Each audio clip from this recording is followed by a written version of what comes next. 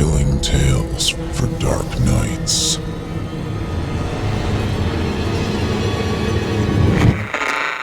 Want to make sure you never miss a Chilling Tales for Dark Nights video again? Be sure to subscribe and hit that bell to turn on notifications.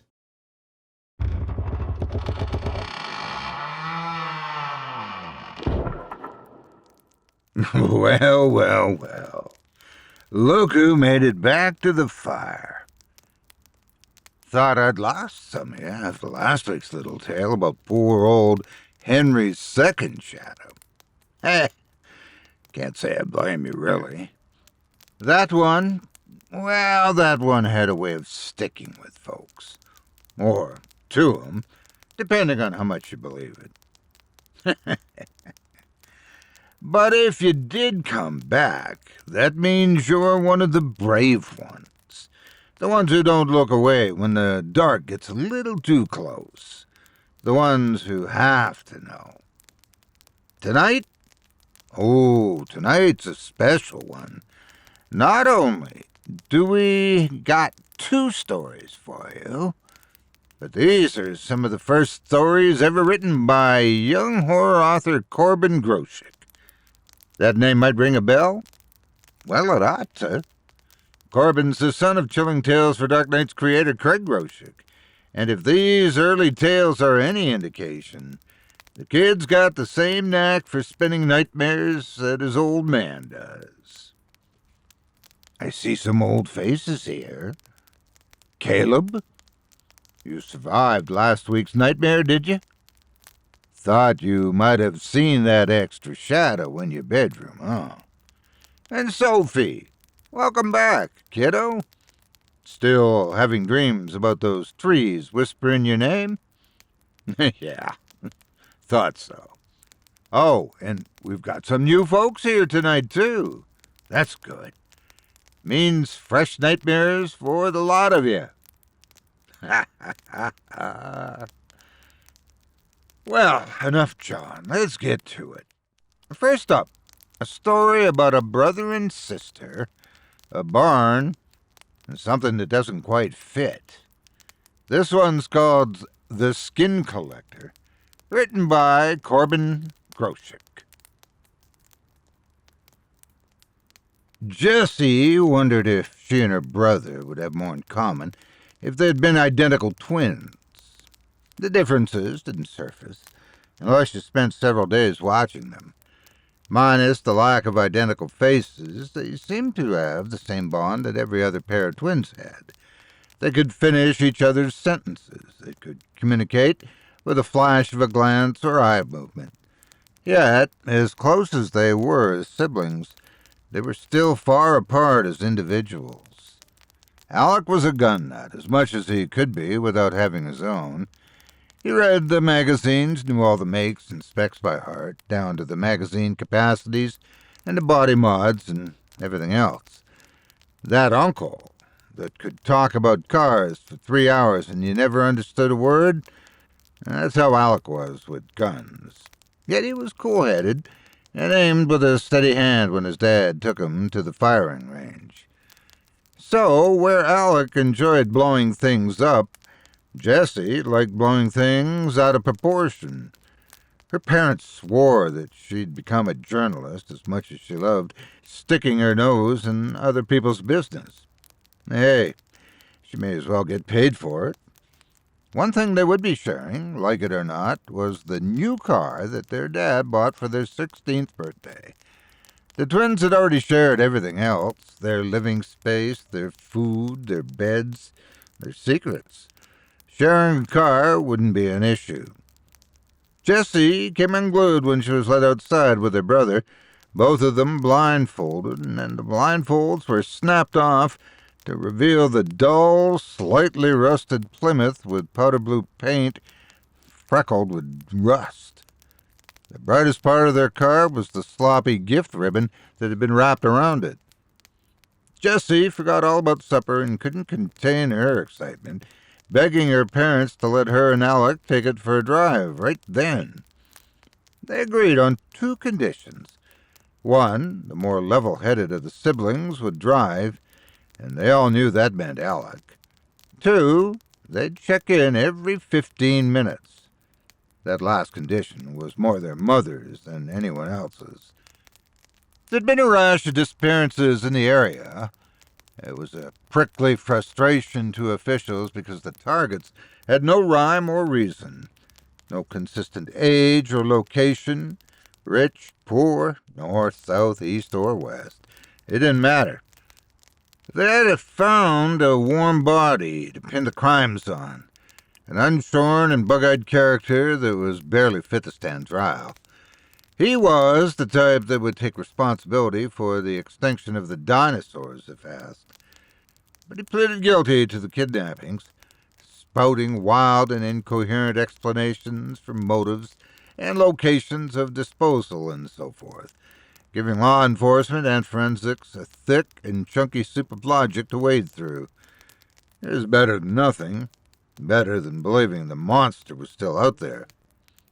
The whole thing blew over just before spring, and by the time the twins had a new car to play with, it was the first chill of autumn. But parental instincts run deep, and it'll make good moms and dads jump at shadows long after there's no longer a threat casting them. Alec was driving and Jessie was shotgun. She lazed back, her feet up on the dashboard. The joke was on them, really. They thought that they were getting extra freedom and their dad was a really awesome guy. Which he was, but his gift wasn't completely unselfish. Now they could drive themselves to school. They lived out in the sticks, and making it to school on time had meant a rise and shine that their parents never got used to. Not anymore. Better yet, the news that they would be carpooling by themselves was received with nothing but joyful teenage capering. And so the twins cruised. Jessie couldn't leave the radio alone. Alec enjoyed himself also, just silently. Before long, Mom was saying that it was time to head in, wherever they were. Alec agreed. He was tired in spite of the fun he was having. And he had to admit it, Jessie was exhausting. No amount of brotherly love could change that fact. "All right, let's go home," he grunted. His sister sat bolt upright in her chair with worry lines slayed across her forehead, the universal sign that whining was about to commence. "Please, take the long way home, Alec. Please." "I can't take the long way if I don't even know where we are." And he didn't. They'd meandered so much that he'd lost his bearings of where they sat on the rural map. Just try to wander around a little bit more on the way home, you know? Like, don't go in a straight line to get there.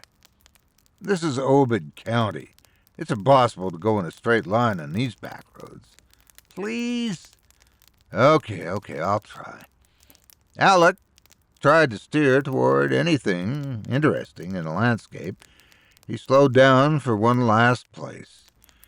A gravel path led off the property and wound around the opposite side of the barn. The barn was close enough to the county road that the twins could read the faded logo of a feed company that flaked off of the barn wall. The broad structure glowered at them as they glided between the old oaks that shadowed the road. He and his sister gazed at the ancient building as it began to catch a few of the changing colors of the setting sun. "All right, that's it for our new car's maiden voyage," Alec said, as he sped up and opened his GPS app.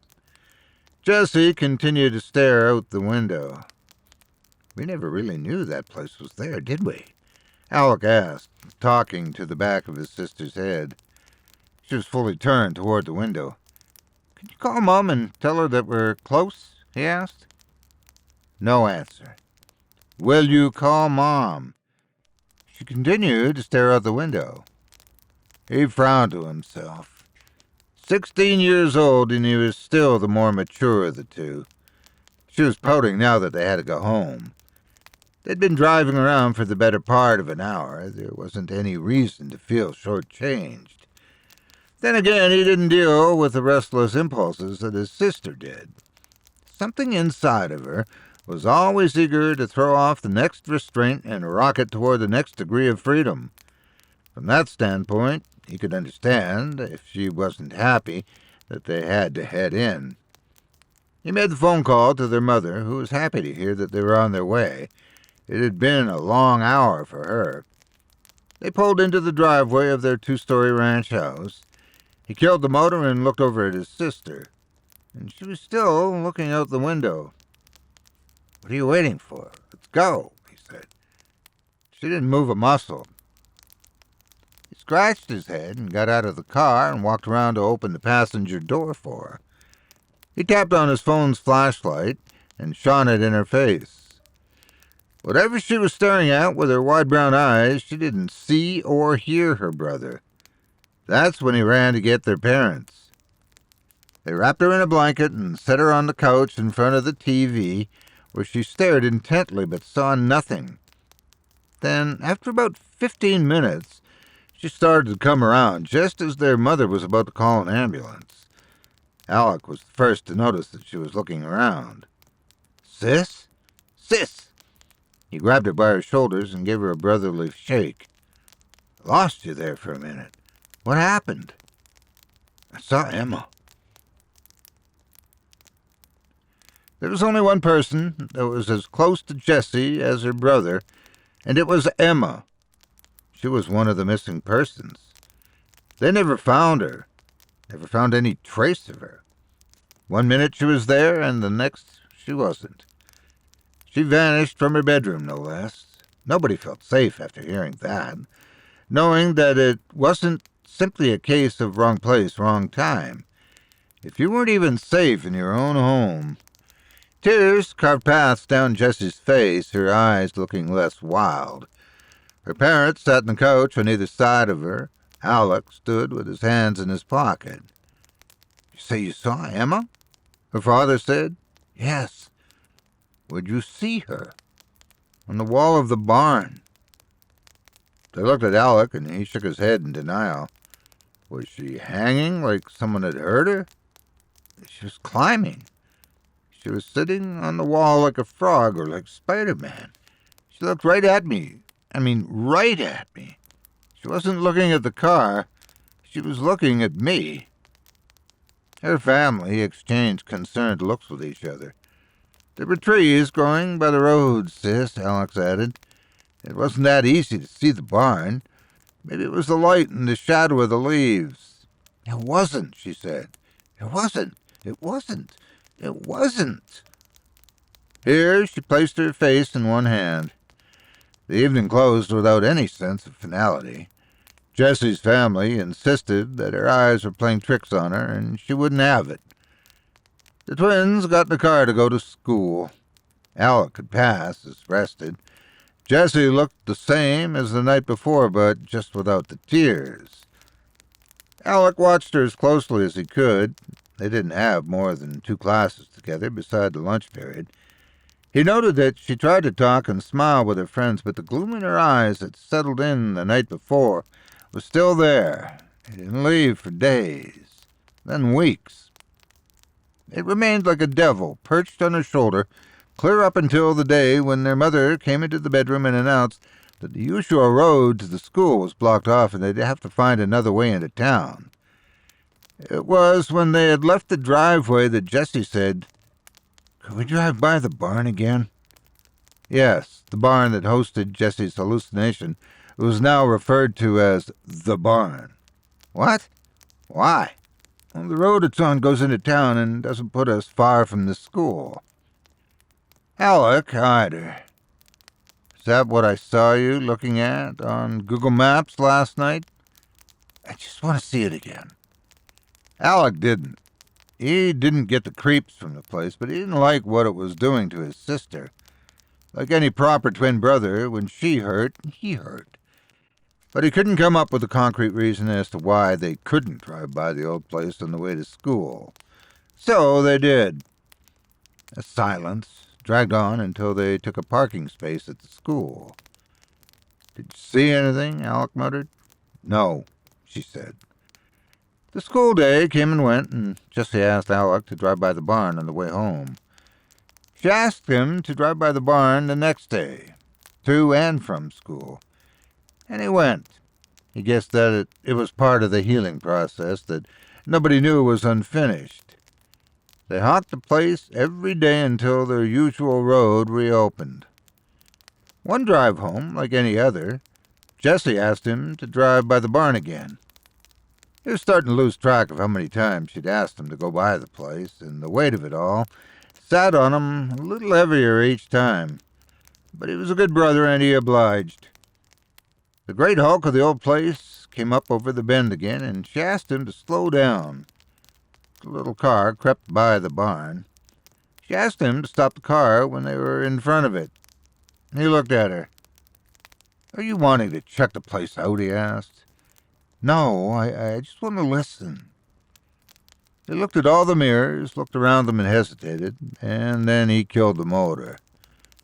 The stillness of Obed County stole in and instantly lessened the weight of what they were doing. The breeze was a soothing whisper. Red-winged blackbirds trilled in the distance. Jessie wouldn't look at the barn. She just sat like she was tuning in to her ears more than she was her eyes. And then, as if with much effort or with a stiff neck, she turned to look at the same wall where she thought she saw a friend. "You're still broken up over Emma, huh?" The sound of her brother's voice made her jump. "Sorry about that." She nodded. She was starting to fade away, and then I suddenly saw her, literally climbing the wall. It was like something out of a nightmare. It was so cool to see her, and it was so scary at once. She chewed on one knuckle. "I just wanted to see her again, that's all. If I didn't see her, what did I see?" Alec eyed the mirrors. They were still alone on the road. "I still think I see Lucky. I see him pretty often, actually. The cat made more of an impression on me than I thought. The attempt at small talk didn't get his sister to bite." There was a low sound like distant thunder that made the twins do a double take. A sort of low rumble could be felt in the body of the car. There was a half-empty Coke bottle in the drink holder, and the dark liquid rippled. Alec looked this way and that, looking for the thunderheads. The sky was clear. It grew louder. It was a purring roar like a panther, only heavier, thicker, and it peaked to a point where there was a shrill cry laid over it like a cry of pain or a distressed child. The sound made Jessie's insides twist and excited a terror in her without a nameable cause. Alec's instincts made him start the car and peel out. Both of them looked into each other's blanched faces. Alec was shaken, but had his wits about him. His sister, though, looked like she'd been kicked back into the dark place that she had just crawled out of. Then came the obvious question. "What do you think that was?" she said. He didn't answer. She answered for him. It sounded like exotic animals. He nodded. He could see that her chest was rising and falling faster, then starting to pick up speed like a piston. "If I saw Emma, and we then just heard animals like large cats..." She looked at him in mounting terror. What if they're illegally keeping large, vicious animals in that barn and feeding people to them? "Oh, God, Alec, what if they're going to feed Emma to a lion or a tiger?" Alec's eyes ticked back and forth as if looking for an exit. But he was moving in a car, so there wasn't one. Jessie's eyes were also bouncing around as she connected the dots, one terrifying connection after another, and she began babbling in a sort of panicked squeak, and she was getting louder. Alec began urging her to calm down, and he discovered that never in the history of telling someone else to calm down did they ever calm down when told to calm down. Jessie had become manic and babbled breathlessly all the rest of the way to the school. "Sis, knock it off," Alec finally said. And just like that, she was quiet. "Let's go, okay? I'm sorry, just let's go." There didn't seem to be any further issues until next day at lunch.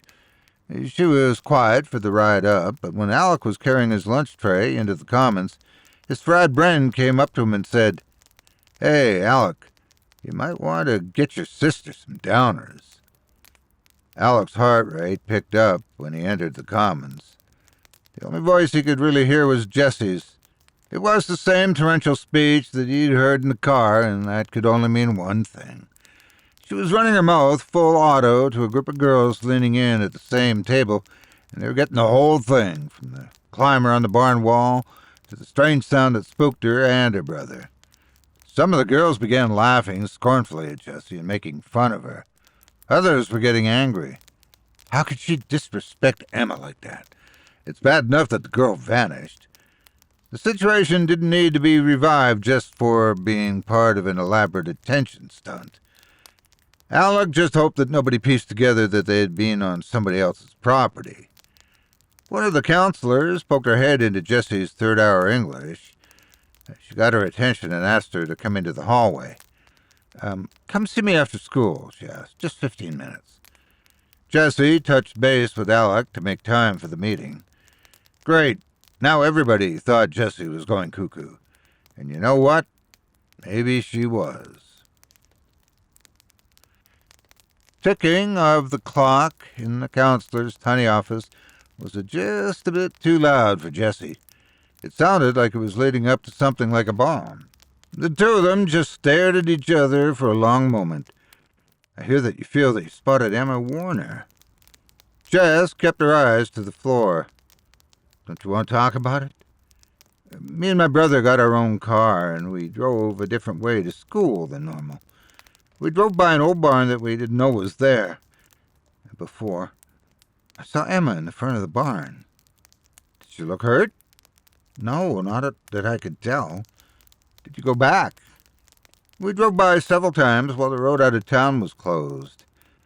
Did you see her again? No. Then what happened? I just wanted to see if we could spot her one last time, even if it wasn't real. I wanted to see whatever it was that I was seeing as being her. So we drove by again and we heard something terrible. It sounded like a lion's roar or a tiger's. I wasn't sure. And it sounded like someone was screaming. I started thinking that maybe Emma had been kidnapped and was being kept there, maybe with others, and they were being fed to the big animals, and Jess was losing her composure. The counselor's features were both sympathetic and stern. Her eyebrows were cinched, but her gaze was steady. I'm not going to judge, Miss Shepherd, but you do realize how this sounds. Jessie looked down again. I think you might be experiencing some shade of PTSD from your loss of Emma. And I'll tell you that you're not alone. You're not the only student that has set that up here in the last few weeks. So you don't believe me? Well, if Emma was being held for the purpose of being food for animals, I doubt you would have seen her out in the open, let alone climbing a wall so freely. Jessie hung her head. Miss Shepherd, there's no shame in being overwhelmed. You're no dummy. But we are fragile creatures. Stress and sadness will do those things to a rational person over time. My brother is waiting for me. Don't keep him waiting, then. Remember, my door's always open. Over the days that followed, Jess was quiet about her experiences at school, but at home, especially after Alec was in bed trying to sleep, she was at his bedside, staring at him until he'd open up his eyes and ask her what was wrong. What's up, sis?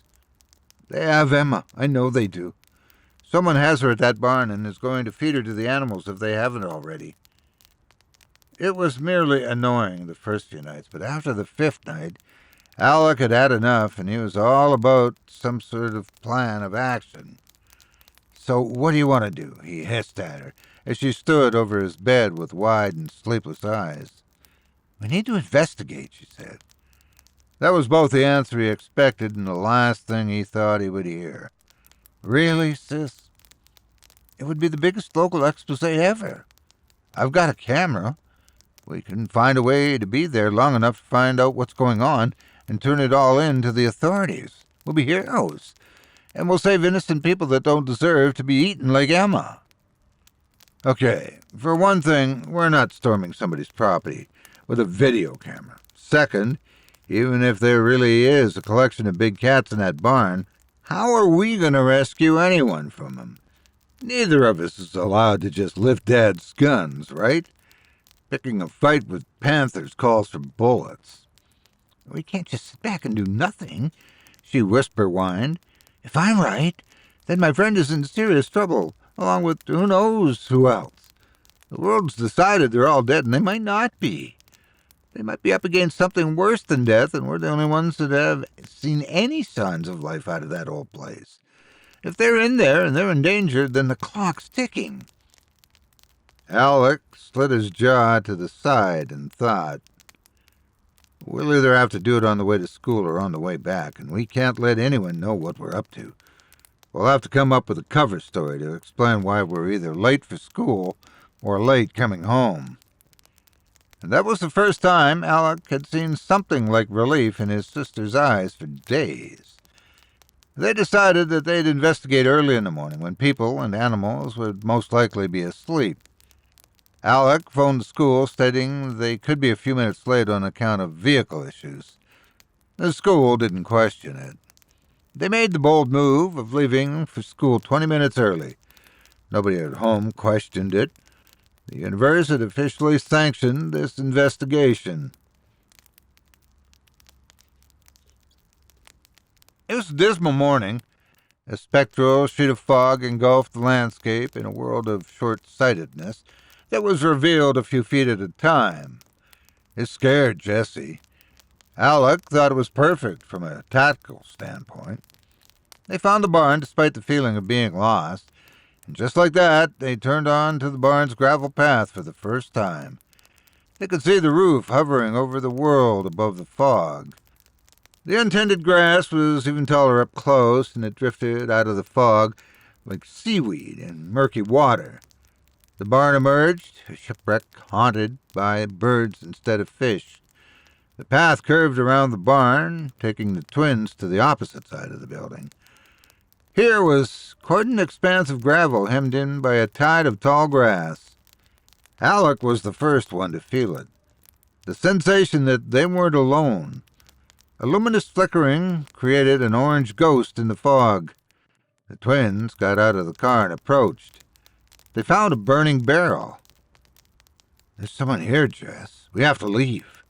We just got here, she said, and she stepped back from the barrel as soon as she had peered in. Alec came over to look. Among the rubbish in the barrel, blackened with red pulsing embers, were several bones, large bones. There were fragments of ribs in the mix. The sight of them made Alec uncomfortable. There was a flash and the recorded sound of a camera, and Jessie was taking pictures with her phone. She cursed to herself when she realized she hadn't silenced the sound effect. Jess! There, the sound's off now, okay? She said. They stalked toward the barn, which cast a shadow through the fog, making it seem even darker and gloomier than it actually was. Jess held her phone up with shaking hands, a blinking red light indicating that she was recording. Alec was completely dialed into his tactical senses. He couldn't see much, but he didn't see anything that indicated the presence of hostages or zoo exhibits. He was waiting for a hidden camera to give itself away with a blinking red light, but there was nothing. Sounds? There was the crackling of the barrel behind them, a gentle sound. The breeze teased his ears. A high humming sound appeared. He almost thought it was human until the breeze relented enough that he could hear that it was flies. A few clouds of flies churned hither and yon, and they filled the air with their dissonant song. And then there was another hum, but he felt it before he heard it. It was a vibration in the ground itself that became a subsonic rumble, like distant thunder. It made Jessie freeze in her tracks. The twins looked at each other.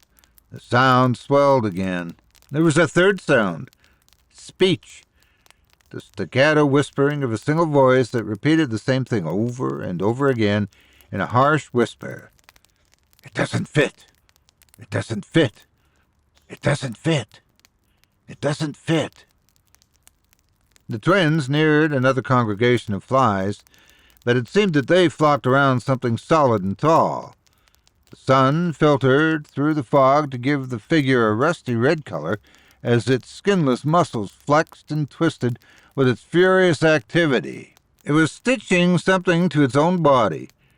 The needle was a shard of bone. Patches of loose skin that had clearly belonged to someone else hung around the creature's flailing torso and arms as it tried to make it part of its own body, and it just wasn't working. It doesn't fit.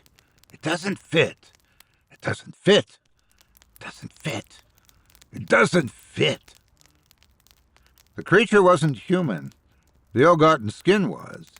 Its head snapped in the direction of the twins, and it froze along with them. The gelatinous black eyes had a gloss to them that shifted, telling Alec that it was looking them over. The twins decided to run, and the thing decided to chase. No sooner had Jess's door shut than Alec had fumbled the keys into the ignition and put the car in reverse and turned in a half-arc. Just as he threw the car into drive, the skinless thing threw itself against Jesse's passenger window. Blood and saliva and other things rained on the glass as the creature began barking. Its sunken black eyes were wide with the universal language of madness. Its unnaturally low voice rattled the bones of the twins, but the same throat overlaid its bellow with a shrill squeal that could rend eardrums. Alec recognized the sound right away as he felt his own jaw rattling. He peeled out of there, flinging gravel every which way, and the creature's echoing bark became speech. Fit! Fit! Fit! Fit! Fit! The next day, both of the Shepherd twins looked like ghosts that had seen a ghost. They didn't have much to say to each other or anyone else for several days. As usual, Alec was the first to shrug off the shock and don a mask of normalcy. Just in time for the mother to ask about what was bothering the two of them. He explained it away as stress over school. "We could have dreamed it, couldn't we?" Jessie said as she stood in her brother's bedroom, gazing out the window. He sat on his bed, glued to his phone. It was foggy outside, and our senses were heightened. We were expecting to see something. Come on, Alec. I've been really having bad dreams. I want this whole thing just to be a bad dream. Aren't you being affected by this at all? Alec didn't respond. Then Jessie added, "Did you get any good footage?" "I got pictures of everything. But the thing..." Alec held up his phone. He showed her a series of pictures taken from the driver's seat of the car. Jess was caught in poses that would be comical in any other context. The window was a blur with a face that couldn't quite be made out, complete with the silhouettes of clawed hands that were also blurred from frenzied movement. "You actually got it," she said in a small voice. "They aren't good shots." "Yeah, but you actually got it, for real." Jessie touched her face with trembling hands, then took his phone to look at it more closely. There was something about Jessie's reaction to the photos that made Alec want to delete them. Seeing the creature had shaken them both up, but she was already shaken up before. In the morning, Alec got up before everyone else and he deleted the photos. No big loss. They could have been faked by anyone with a Halloween mask.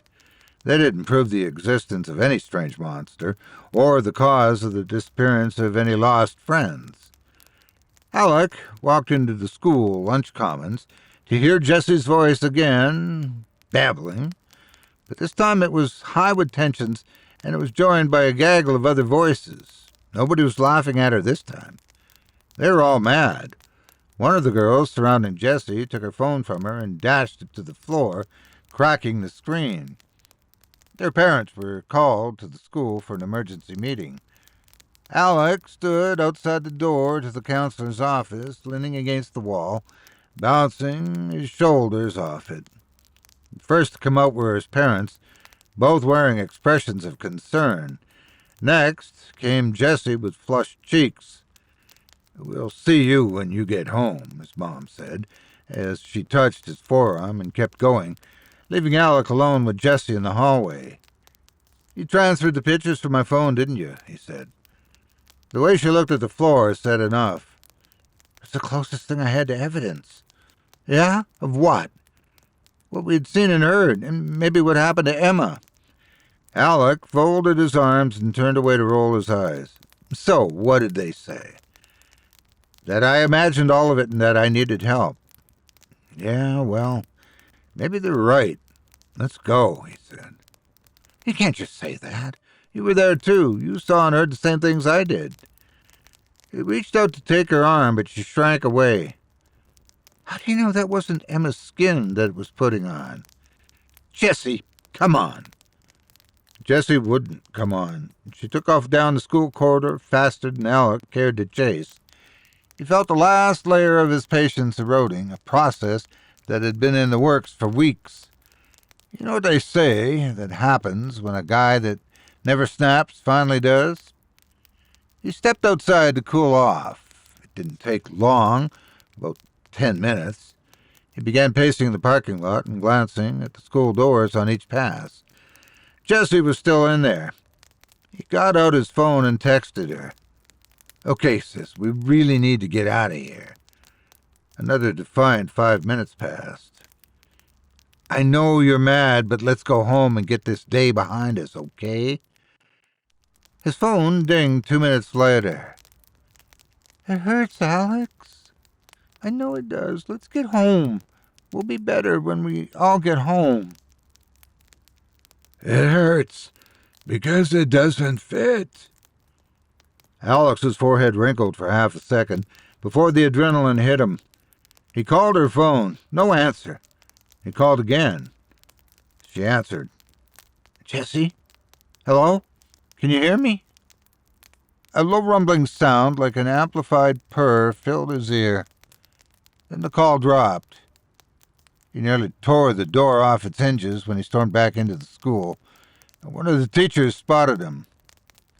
"Young man, we'll be locking the doors soon and you'll need to be off the premises. Young man! Young man!" The teacher faded away as Alec marched past. He held up his phone and continually redialed Jessie's number. The teacher followed him from a distance while shouting. "Shut up! Shut up! Shut up!"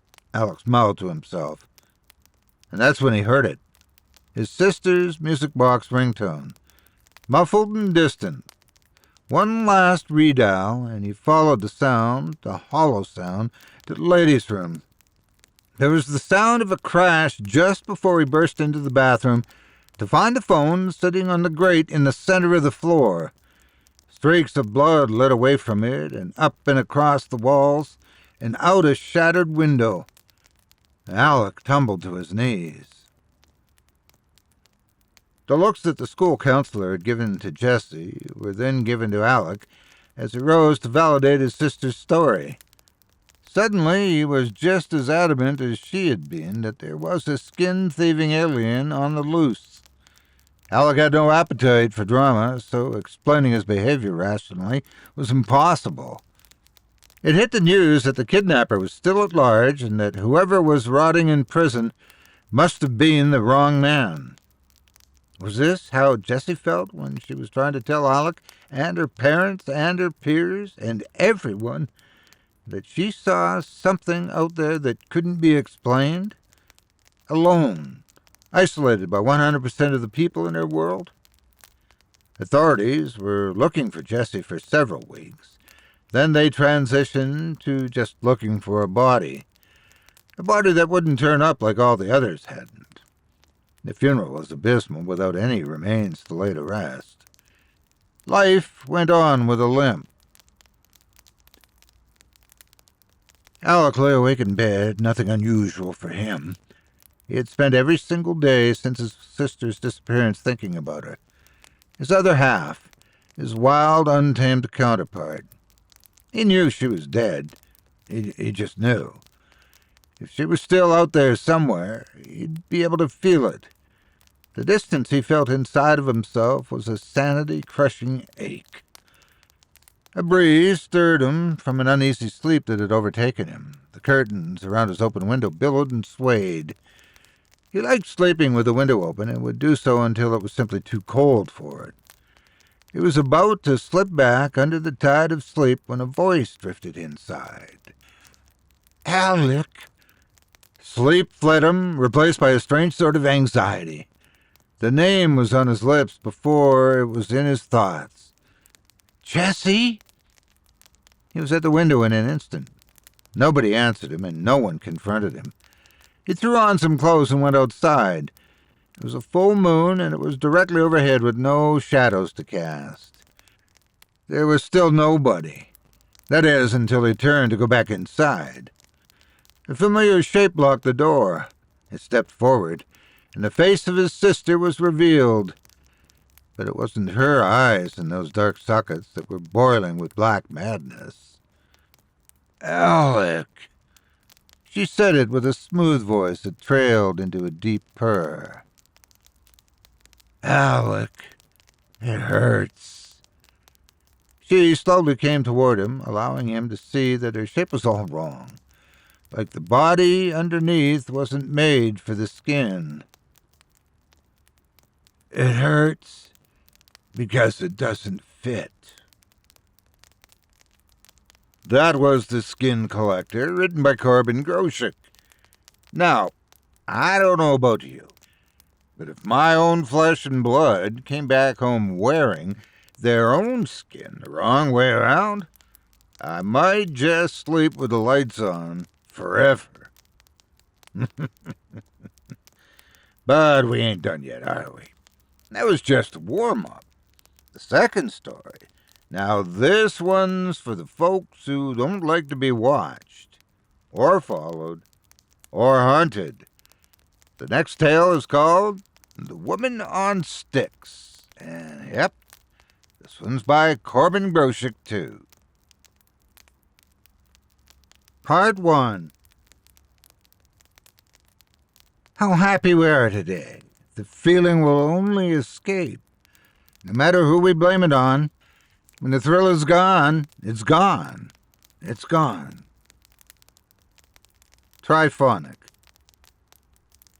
Warren Biggs thundered into the radio station that sat at the edge of town. The town itself sat at the edge of an expanse of cornfields, mingled with 6 acres of woodland. This was not his day. He arrived with his hands full, as usual, and cool weather had made the studio door lock uncooperative. First, it wouldn't take his key, then it took it, but it wouldn't let it go. He made it inside with only seconds to spare, fumbling his donuts against his paunch, where the soles of many devoured donuts already languished. He caught his foot on the leg of a rolling chair that had been left out in the walkway, 4 inches too many. Laws of physics determined that this would result in some spillage from his coffee, but just a few drops. He sat down in front of the control board with a seismic thunk. Grabbing his headset caused the wire attached to it to pull his coffee into his lap, where it spilled much more than a few drops in a place where there were much more than a few nerve endings. It was a howl that rattled the glass, but it was too early for anyone to be around to hear. He switched on the obsolete equipment and gave it the obligatory waiting period that it needed to warm up. He shook his head, hoping that his boss wasn't doing a station performance audit. His boss wasn't. So Warren's morning DJ show hit the airwaves at 5:15 a.m. instead of the official 5 a.m., an anomaly that wasn't terribly uncommon.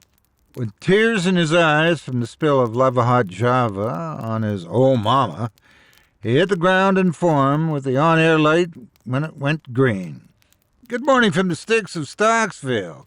Pour the Joe and rock and roll, all you lovely dreamers and doers, riding that early warm into the sunrise. DJ Warren Peace is going to keep you warm on this chilly September day with the hottest tunes from the coolest artists, so stroke your fire and go get over the hump of today's hump day. Go get what's yours. Start a fire, start a fire, start a fire.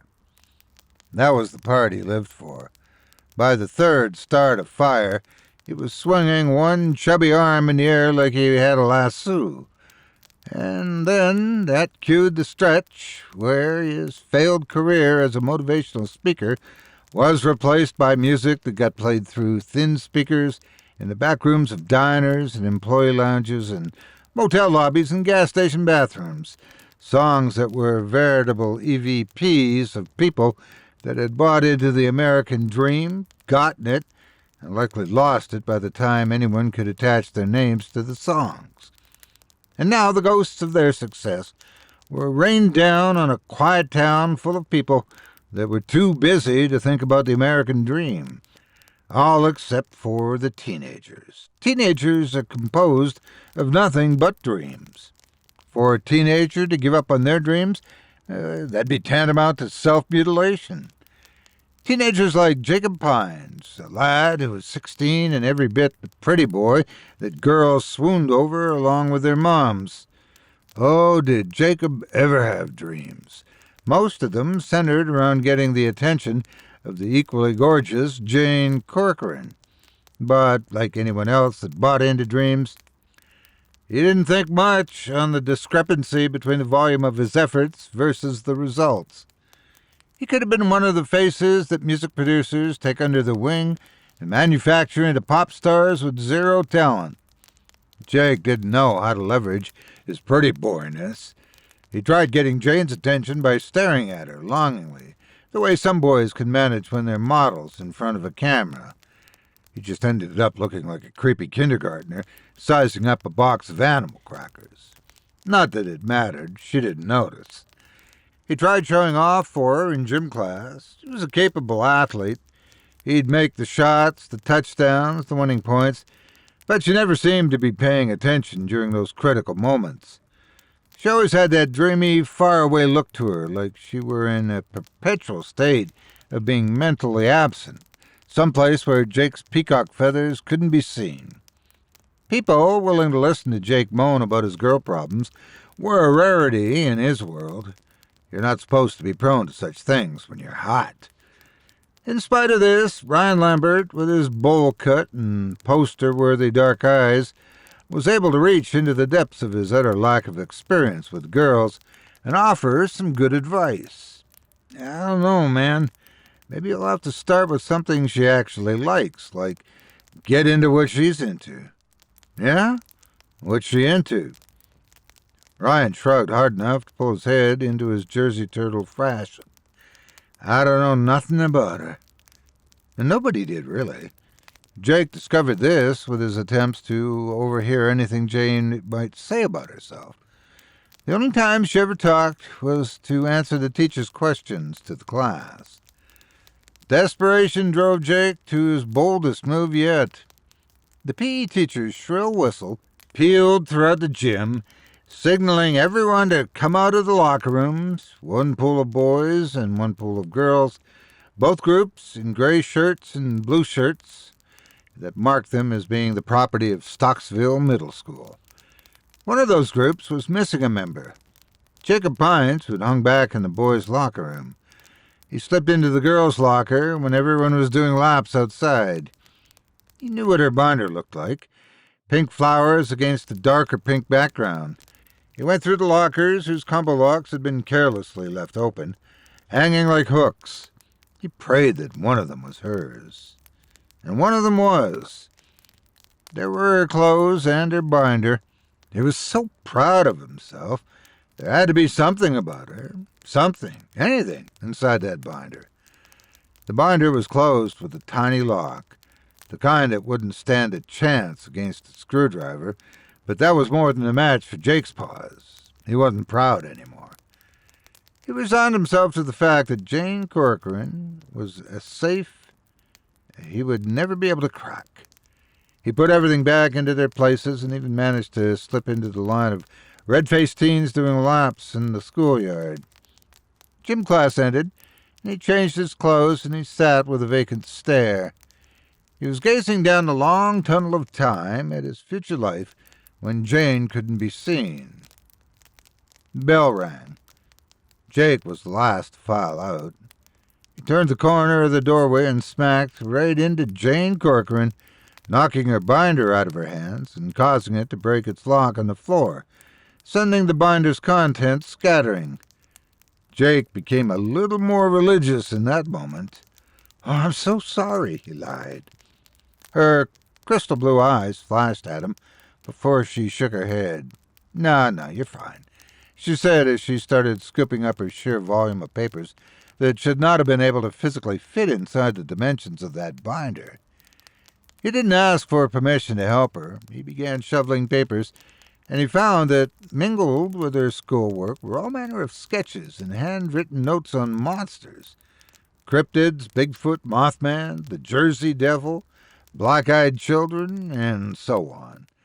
But the bulk of the heap seemed to be devoted to the local monster. Some called it Peg-Leg Peggy. Others called it Sally Stilts, Stick Woman. It almost looked as if there were more drawings of Peg-Leg Peggy than there were sheets of schoolwork. "Jackpot," said Jake's brain, before the mound of papers he was holding were snatched away from him. Oh, man, she was dead hot when she was mad. Her straight blonde hair seemed to flare out like the fur of an irritated cat. "Thanks," she said, effectively dismissing Jake from helping her salvage her valuables. "Are you sure? I don't mind help." I said, "Thanks." He left her without a word, wearing his dumbest grin yet. Part 2. So tell me, what part of no don't you understand? Lori Morgan. Jacob was disappointed to find that there just wasn't much information about Peg-Leg Peggy on the internet. He could count on one hand how many pages there were in a Google search that contained scanned information, and none of them had any real artwork or pictures to speak of. He was wanting to draw Jane a picture of her favorite monster, but it looked like he was going to have to go off of a simple crayon drawing that was uploaded by one author's child, and whatever he could remember from the papers he saw in her binder. He guessed that most of these had been drawn by her, a true fangirl. So he did the best that he could, going off of the vague descriptions of the creature that he found on the internet. An otherwise featureless human female torso, gaunt and emaciated from living a life in the wild, and with whatever limitations are brought on by having sticks for arms and legs. Perhaps it killed things by impaling them. It had a mouth that seemed to go from the bottom of one ear to the other, creating a long slit that allowed it to open up extremely wide, almost like the way the jaw of a snake unhinges. He gave it various injuries, as you would associate with living in the wild with no medical treatment. The final product didn't look much better than the original children's drawing that guided him. He, too, was using crayons, but he was pouring every romantic fiber he had into this picture, as if it were the one prized rose that would woo his beloved, if a rose could ever do such a thing. It was finished. It was the most serious work of art since he was 6. It was beautiful, and she was going to love it. She'd be so taken by his attention to detail and his realism with Crayola that she was bound to throw her arms around him and kiss him and confess her eternal love.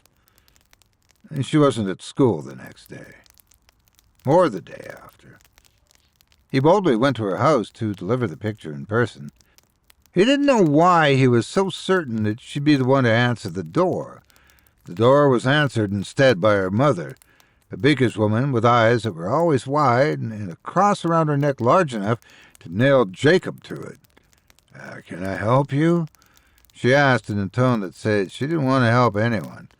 My name's Jacob. Just checking on Jane. She hasn't been at school." She smiled. Yes. The poor dear has been under the weather. Now, how are you involved with my daughter?" "Well, we're classmates." Yes. But how are you two involved?" Jacob felt very uncomfortable. "I mean, we just talk about monsters and stuff. See, I drew a picture of her favorite monster for a project, and I was just hoping." The woman snatched for the drawing like a chicken goes for a fat grasshopper. She held the drawing aloft, crushed in her grasp. Jane Mallory Corcoran, you're still making communion with demons? Demons? The woman began speaking in tongues while citing scripture in English. She spun around like a dementia patient, convinced that they were the Warner Brothers' Tasmanian devil. She saved the trail end of her babble for Jacob. Messenger from hell. Slam. A creeping dread settled into Jacob's stomach. He'd just started a fire, and this woman seemed every bit the type to deal with fires by flogging them or stretching them on a rack and demanding a confession. He began walking home feeling awful. How would he redeem himself from this one? He was walking past some garbage set out for collection when he noticed something pale and pink. The resident had set out a department store mannequin. It was just a head and a torso. He knew exactly what he was going to do. It was a shot in the dark, but white-hot teenage love takes those kinds of crapshoots. It took a lot of duct tape and balancing, but there stood Peg-Leg Peggy on 4 sticks, her hair a mess, but her body poised to strike whoever dared to enter her woodland. The mannequin was just the right size and shape, and there was no shortage of tree branches littering the forest floor to make her arms and legs. An old mop supplied the monster's hair. Instead of offering Jane a drawing, he'd give her an authentic photograph, taken by him, and he would be her hero. She would forget about how he accidentally outed her to her mother. Maybe. The more he thought about the whole thing, the more foolish he felt going to this length. But again, teenage love was about feeling, not thinking. He was in the depths of the forest and positioned the fake cryptid and the camera so that the body was turned to a silhouette and the duct tape was thus hidden.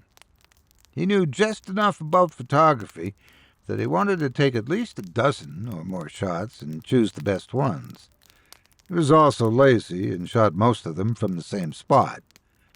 This had an unexpected result.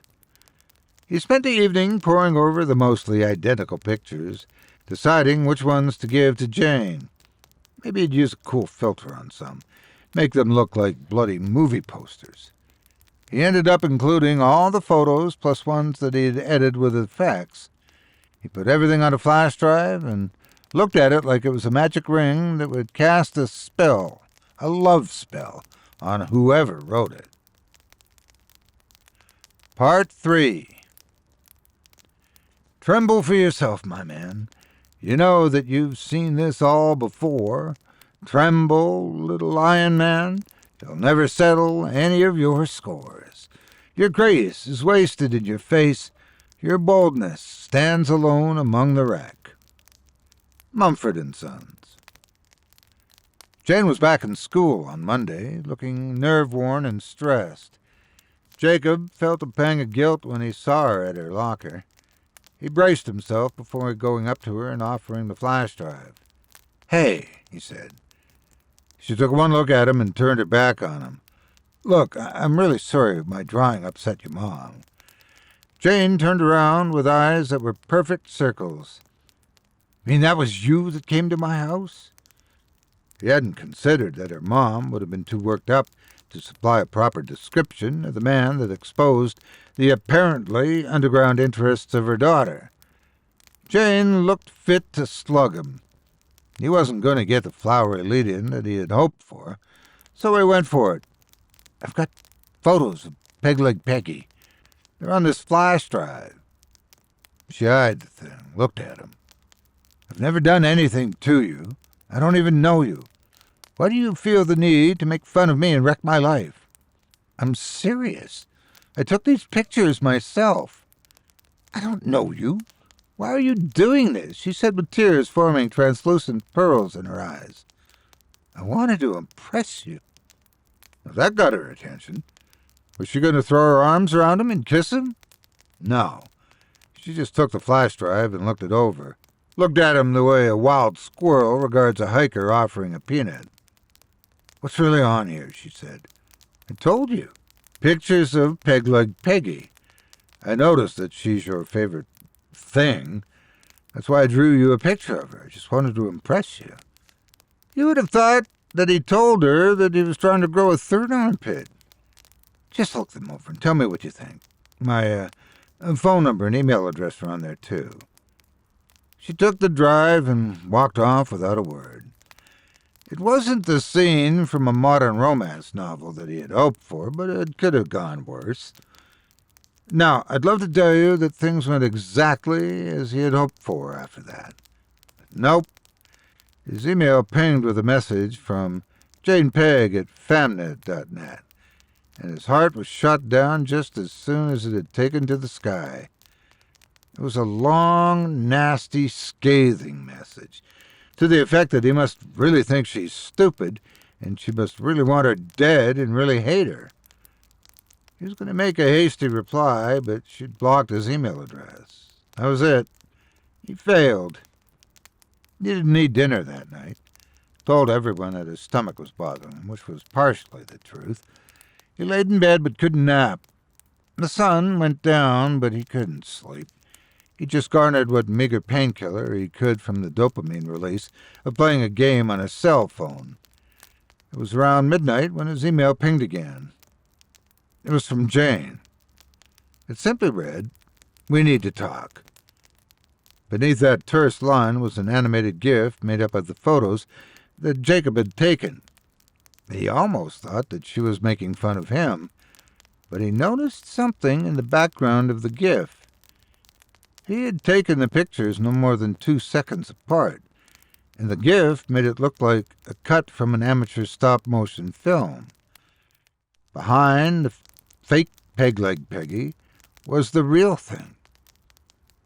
She was nestled in the leaves, mostly holding still, except to shift her weight on her sticks and to slowly stalk away, keeping her eyes on the camera until the neck wouldn't turn. He was beyond belief in that moment. Was it an act of God? Was Jacob really just such a G that he made things work out so well without knowing it? Either way, he was going to take it. He replied to her email and waited. She was waiting for him in the cafeteria. The anger and the distrust were gone from her eyes. "Hey," he said. "Hey."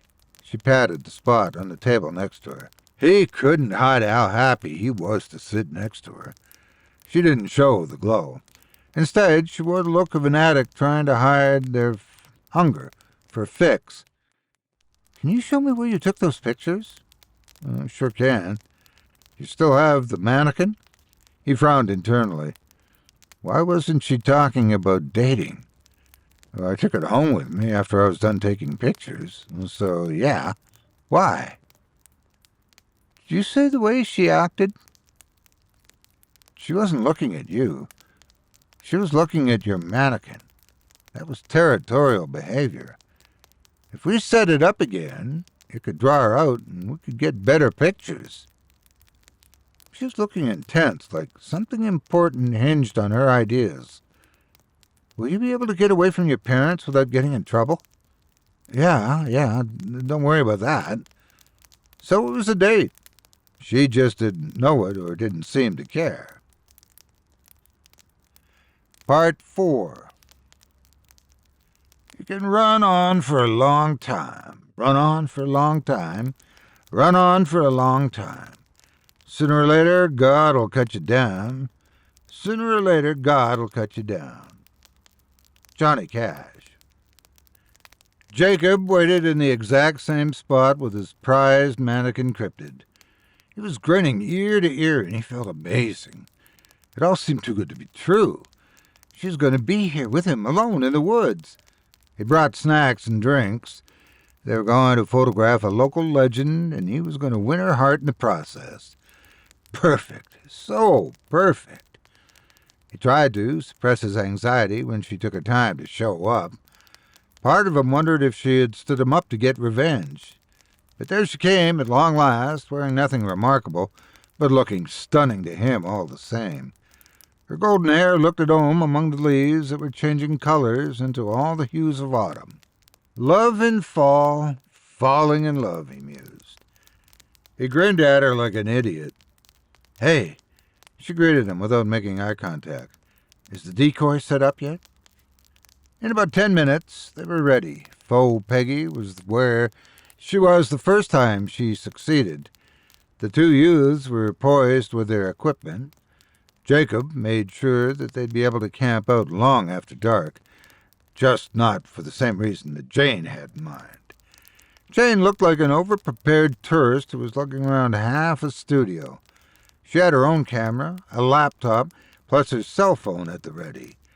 Her face was stern like a grim Mona Lisa. A good hour passed before there was much talking. It was actually her that broke the silence, as the two of them sat on a storm-fallen tree, leaves falling around them like snowflakes.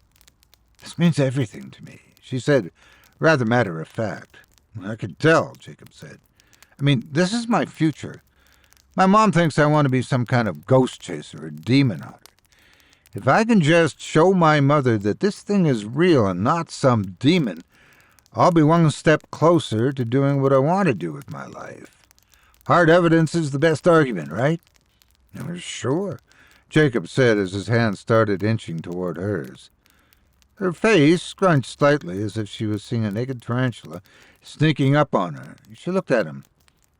"So, what's your favorite real-life monster?" she asked as she moved her hand to where the other one was. "Bigfoot?" "Really?" His eyes danced. "A Loch Ness Monster?" She looked away to hide the smile that was coming. He saw it. He couldn't tell if it was due to amusement or ridicule, but it was a smile from her, and he loved it. "So, what do you know about the monster we're looking for now?" "We'll start there." "Well, it's been popping up around here for the last 60 years. I guess it eats children. When kids go missing, it gets blamed. The name, Peg-Leg Peggy, is a reference to Peg Powler, the very old water spirit who is also said to eat children." That made her smile for real. "You've done some research." "Yeah, just for this monster." "Just for me?" He nodded. "Yeah, just for you." Was he dreaming, or did she finally look like she could actually tolerate his presence and possibly enjoy it? For me, there's more to this than just leaving my mark in paranormal research. This monster speaks to me on some level. Somewhere in there, she's human, but she's altered.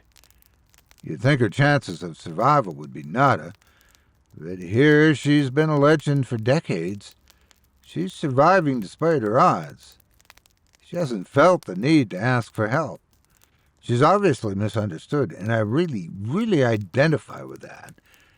And so the cork popped and James' backlog of self-expression came spilling out. The hours wore on and the two teens talked for the most of it, sometimes forgetting what they were there to do. It got dark, got cold, didn't really notice. Jake woke up to the pitch black of the night, the sky retaining just enough twilight to contrast slightly with the canopy of leaves. He fumbled for the oil lantern with heavy, sleep-drugged hands, and he lit it. Jane appeared next to him, passed out and snoring. He thought it was absolutely adorable. Movement at the very edge of the lantern's halo caught his attention. His heart nearly stopped beating. "Jane! Jane!" he hissed, shaking her with one hand. She awoke with a start. What's happening?" she said. And then she saw it half a second later. Just past the fake Peg-Leg Peggy was the real one. She had been studying the decor, but the lantern got her attention.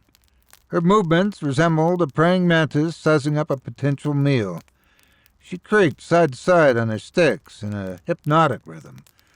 Her red eyes had fire to them, as if they'd glow if the lantern went out. Jane's hands went up to her face. Jake had the presence of mind to start recording with his camera on the tripod. Jane seemed to have forgotten all about her own equipment. She stood up, and the monster didn't back up, but her shoulders crept up next to her ears like a shrinking cat. Jake got up in the lantern and held it high, casting the horrid appearance of Peggy into even sharper clarity. She looked like she spent her years being used as a dartboard covered in cuts and scrapes and festering wounds. The yeasty stink of pus reached the teens. She was awfully thin, both from hunger and from wiry strength. The filthy hair hung straight down, and the movements of her head had an almost reptilian way about them. Especially clear was the mouth, a slit that ran from under one earlobe to another. If it truly indicated her capacity for opening her jaws, then the idea of her devouring small children wasn't far-fetched. She could probably engulf rabbits and squirrels whole. Jane took a few slow steps forward, and Peggy bristled with warning, but the mouth stayed shut. "It's okay. I won't hurt you. Can you understand me?" Jane said. Peggy tilted her head like a dog, eliciting a smile from Jane. "We want to learn about you. We want to get to know you. People tell stories about you. We want to know what your story really is." Peggy tilted her head to the other side. "Can you talk at all? Hey, Jake, are you getting this?" "I'm getting everything." "Okay. Yes, we want to know what your story is. You see, everyone has a story." Peg's mouth flared wider than a hawk's wingspan, and she galloped toward Jane. Jake reacted in the blink of an eye. The blunt ends of Peg's arms jabbed into Jane's shoulders, and she was tackled by the stinking, grinning predator. Jake struck her with a kick to the side of the head, enough to knock her onto her back. He helped Jane up and commanded her to run. He mentally went through the contents of the backpack he was wearing and cursed himself for not bringing any means of defense. They had a good start, but Peg was already galloping like some sort of bizarre deer and closing the distance between them. Her mouth gaped open like a demonic basking shark. She leapt and caught the heel of Jacob this time, just enough to make him stagger and fall. The oil lantern dashed against a nearby rock and erupted into flames. He rolled onto his back just in time for his abdomen to sustain the blunt force trauma of Peggy's arms as she took another flying leap and impaled him on the stomach. No flesh was punctured, but the pounds per square inch was agony for his internal organs. He was just able to slide his knees up between his stomach and the monster and plant his feet firmly against her chest and send her flying onto her back. He anchored his hands to get up and found something round like a cylinder. Half a second of compression took him, and a light bulb went off in his head. He got up, stood behind the fireball that the oil lamp had become, and waited. Peg writhed herself back onto her stilts just in time to get a face full of fire.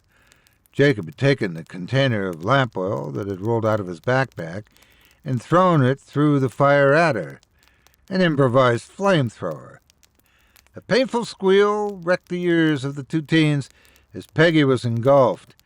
There was no recovering from that one. It was a direct hit. The monster's rage drove it to chase after the teens again, and they fled. But they didn't need to run far. The fire overwhelmed the monster, but they were too busy running for their lives to notice. They ran until they couldn't run any more. They could see the streetlights of civilization again. They looked back at where they'd come from, looked at each other. "The camera," she said between gasps. "We can go back and get it later. I'm sorry for having to attack her." Jane didn't reply. They agreed to go back early in the morning tomorrow, Sunday, and retrieve the camera. If she couldn't get past her parents, he'd do it by himself. Part 5. I fell into a burning ring of fire, went down, down, down, and the flames grew higher. Johnny Cash. Fire Marshal James Baldwin got a phone call at about 1 in the morning. There was a raging forest fire in a remote corner of the woods that surrounded Stocksville, and it had progressed to an apocalyptic proportion before anyone had called it in. After all, everyone was in for the night, not doing community fire watch. Now the night sky was a hellish orange, and eye-watering smoke was omnipresent. The local fire department was woefully inadequate, so firefighters from neighboring counties were called out in the dead of night. The fire would be out of control for 3 long days. It claimed well over 90% of the forest, a good chunk of one of Stockville's upper-class neighborhoods, revealing how shoddy those expensive homes really were due to how quickly they went up into flames, and it rendered a church unfit for use for the foreseeable future.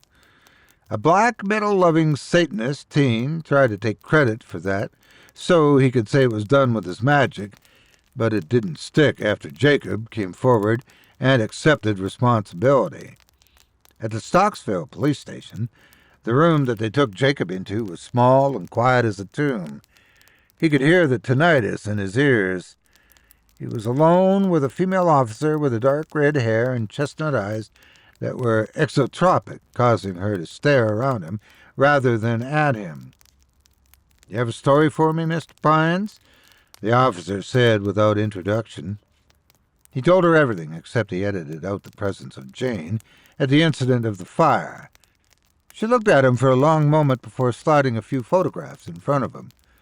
They were black and white, so it took him a moment to realize that what he was seeing, once it hit him, he would have thought that his hair would turn white.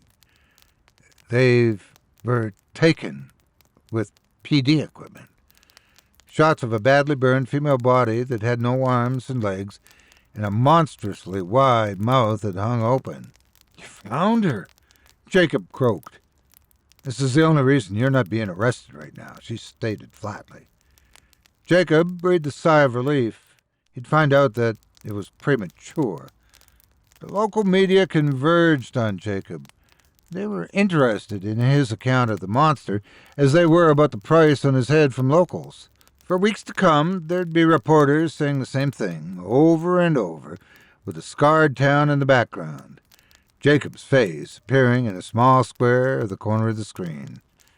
The teenager from Stocksville is making history in more ways than one. He's accepted responsibility for starting what is considered the town's worst disaster in decades. But it was all in self-defense from an attack that has led to the first truly solid evidence of stranger things that walk this earth. He was handling a cocktail of fame and notoriety rather well, better than Jane would have. They kept in touch via email, and he promised that he wouldn't hog all the glory. She'd get involved when it was safe. It was the biggest bouquet of flowers he could ever offer her, and that was the highlight of the whole thing. Someone else was going to be famous. He just didn't know it yet.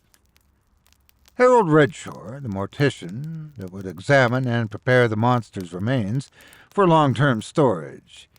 He slid it out of the freezer and furrowed his brow under his pocked moon of a forehead. You would almost think it was fake if it weren't for the wounds. It was so human and yet so devoid of typical human female features. It had to have been the last of its kind. It couldn't procreate as it had no visible reproductive system, nor did it have a means of nursing young. Apparently a new species was born with it, and a new species died with it. He picked up a scalpel just before Peggy lurched upwards and wrapped her mouth around Harold's head, completely taking it in and clamping down hard. She twisted her neck, and the muffled pop of Harold's vertebrae sounded in her throat. Her limbs grew new wood out from their burned stubs. Her hair would grow back eventually. First things first. Her wide-eyed head bobbed around like a mutant chicken until she saw the stairwell.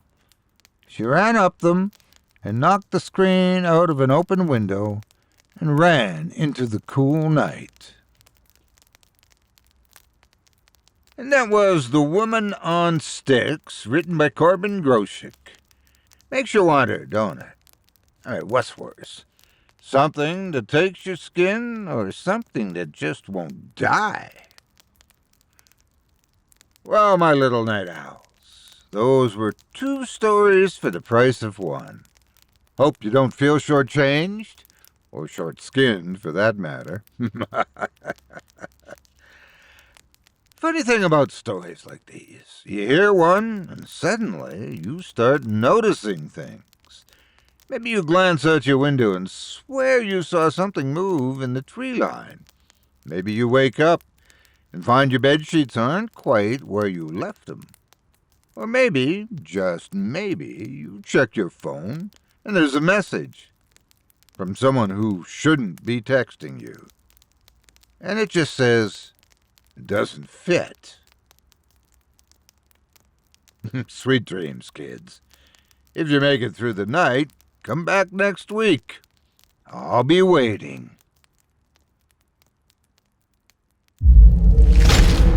Chilling tales for dark nights.